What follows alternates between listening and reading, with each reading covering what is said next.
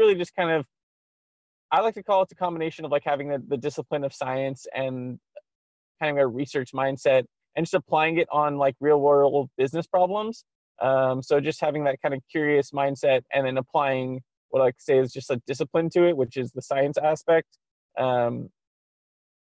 in the sense that, it's like you'll have a question, you'll look at data, you'll have a question like, trying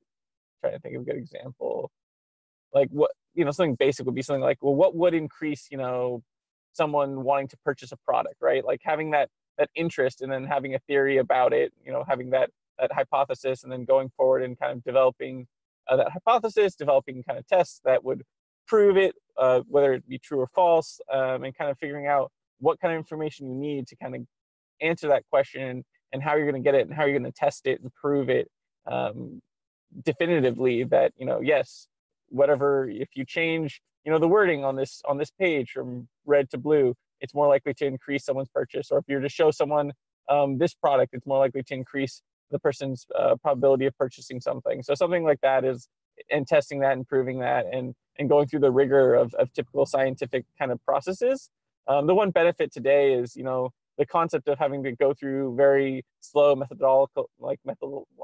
kind of processes, like, in a typical research environment where your N is typically like 1,000 people, here we have the ability to kind of,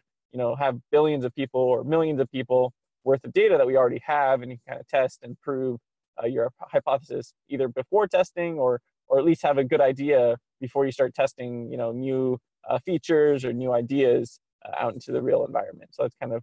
my view of what kind of data science is and what it kind of does.